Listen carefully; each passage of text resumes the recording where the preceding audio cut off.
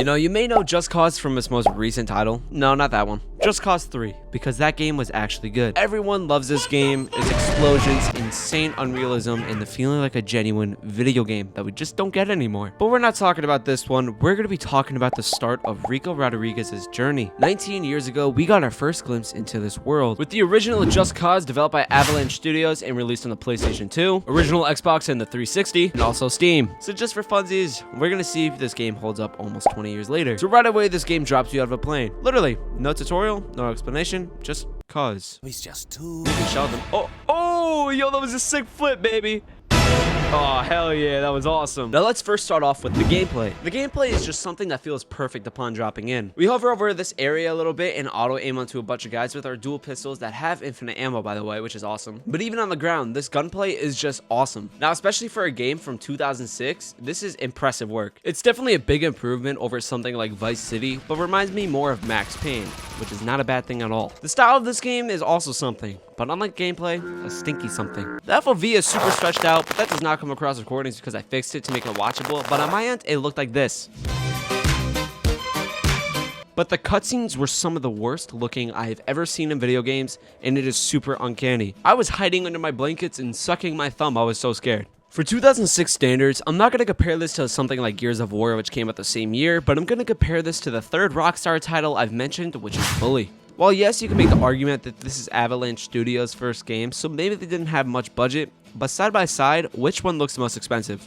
I think I have an idea. I also don't know why they didn't just make the cutscenes be the same style as gameplay graphics, because those are pretty good for back in the day. But maybe they just blew all the budget on the map, because that thing is 9,000 miles wide. Why is this map so big? And you guys might think I'm complaining a little too hard, and yes, I do agree, but if you're going to be telling me a story of a game and be making me look at this, then you're funny. The story to me is most of the time super confusing. All I really gathered is that the president of the island named Mendoza has some pretty crazy weapons and ties to some drug cartels. And as Rico, we have to liberate places and take him down. And the game's story is actually pretty short, consisting of 21 missions along with 300 plus side missions. What the fuck? Now most of these are liberating places, but who in their right mind decided for there to be 300 side missions in the game? And most of this is just because of the map's sheer size. In this map, they really made sure that quantity was over quality. Most of it is pretty much forest and road with the occasional city that is super small. And to me, that just makes it feel like there's really no reason to have a map this big, especially since Rico can barely walk. So if you're trapped and you have to walk, yeah, good luck, it's gonna be a while.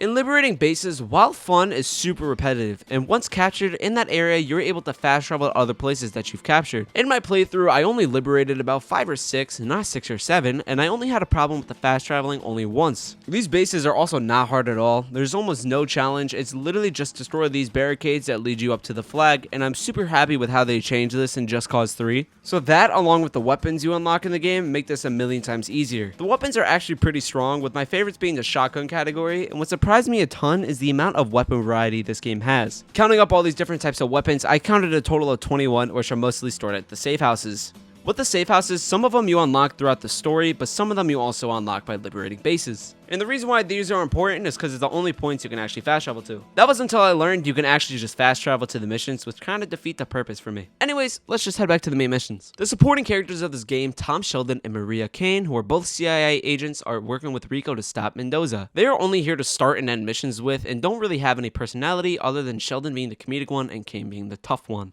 The main missions are also horrible to go through, like this one called Test of Loyalty, where we have to bring drugs to a local drug runner and we have to drive 2,300 meters while the cartel is trying to kill us. And because they have auto aim and I take heaps of damage, this mission genuinely almost made me stop this video. Woo! This reminds me of the wine mission. Okay, this dude's on my fucking ass. I might be cooked, low-key. Motherfucker. Dude, this thing's so low on health. Why am I going this way? Why am I going this way? Yeah, this thing's fucked. This thing's gonna blow up any second. Yo, why is there so many guys? Oh my god. Holy Christ! Dude! This thing is just... Oh my god. I'm gonna cry, bro. Like, what the hell? I'm not making it, bro. Unless... Hold on. Oh my god. And not my health is fucking tanking. This time, don't go up there. Yo, why is there so many guys? Because I'm in this big ass truck, it only goes fast downhill, and every 200 meters, I have to jump out of the car to kill some people. And then I hop back in, rinse and repeat till I finish the mission. And no, it's not all sunshine and rainbows. No way. No way. I swear to God, dude. Genuinely, what is this mission design? Yeah, this is just amazing game design. And there's also this point by the end of the game where I have to blow up this missile silo. Multiple repeats on this one because of my health. The health bar in this game also sucks. You get a lot of it, but if you get super low, you barely regenerate anything. And it also caps out at about this much.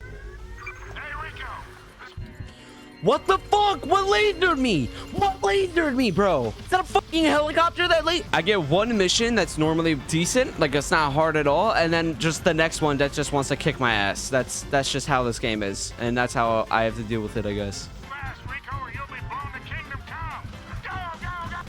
Fuck you! What the fuck was that, dude? What is this mission, dude? It's also my health, bro. You don't get any health in this.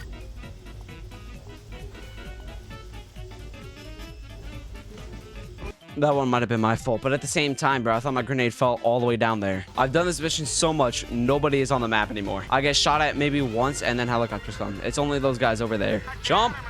Jump! Why aren't you jumping? Rico, why aren't you jumping? Oh my god, dude. Heal. Just sit here and heal, Rico. You... Dude. Why did I commit myself to beat this game for this fucking video? I could easily just played a couple missions, told you my thoughts on this, but no. I'm playing through the whole thing so I can get a pure review on it, basically. I'm out. Deploy my parachute. I don't even care. Just have me glide all the way over there. I don't care how long it takes. Wait, I might actually need it to be fast. I might be able... I could do this, though. I could do this in 20 seconds. But the mission does end with us blowing things up. Blowing things up is also a lot of the mission's endings, which doesn't help how repetitive they are. They consist of 3 different mission endings. So starting off in missions, it starts off with go to this place, kill multiple enemies, and then either drive a vehicle somewhere, kill a guy, or blow the place up. It's that easy, folks. And sometimes during the missions, it won't even tell you what to do. Like in the mission Dismissed Without Honors. In this mission, we are tasked with breaking someone out of prison, which, okay, sounds fun, but this is all it gives me to figure out what to do. Okay, Rico, time to hear some bangs over there. That could mean a million different things. And it took me 20 minutes, but I figured out how to blow up the front doors with a grenade. The entire game is also just a big snooze fest in my eyes. I couldn't help but get bored after an hour playing, because there's not an insane amount of cool things to do. At least Rico's grappling hook is in the game, but it's very limited. In future Just Cause games, you can use it anywhere, and it's super easy and fun, but that was a very big change to what originally came. In the original Just Cause, the grappling hook is a single gun that you can only use when going car to car, and it feels super unfinished, but can make you sometimes feel like Batman, which is his only plus. With the missions as well comes a lot of bugs. During the last mission of the game, I found a way to completely skip a lot of going into Mendoza Island, and this happened. What the fuck? What the hell was that, dude? What am I witnessing? And sometimes when I would try to get into a vehicle, it just wouldn't drive. And this happened to me on multiple occasions. I searched up that one though, and apparently it was because my FPS was too high, so I can't really complain about that. That's not really their fault. The final mission is a 3-parter that has us blowing up a tank for the first one, then blowing up some missiles for the second one, then jumping on this plane to finally end him once and for all. Once on the plane, we shoot through a bunch of guys and meet up with Mendoza. We talk to him for a little bit, and then it fades to black and just jump cuts to us outside. And our goal is to land on him while he is free falling. And I'm just gonna play the cutscene we get. Get over here. Okay, plant explosives. Oh, final cutscene. All right, the president, he's falling. Oh, there it is. You see what happens when you make me angry? What the fuck was that? All right, I've went deep on the negatives. Let's head to the positives of this game. While yes, I was just talking about this game being super boring, the gameplay is not. I mentioned this more at the start of the video, but I'm gonna go deeper into it now. Now you might hear that and be like, wouldn't it being boring mean the gameplay isn't fun? And I'd say, shut up! The adults are talking.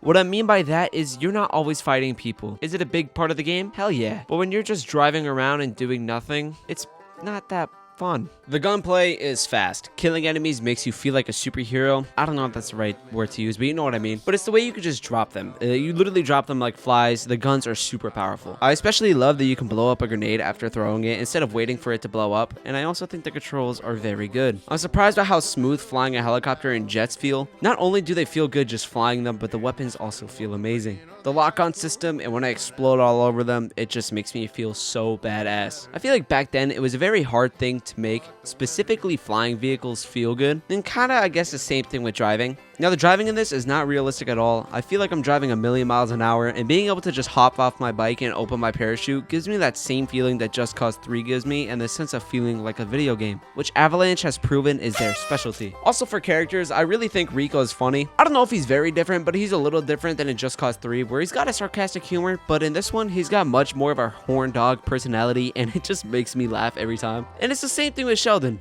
Kane I don't like very much. She's too mean. And dude, the music in this game goes hard.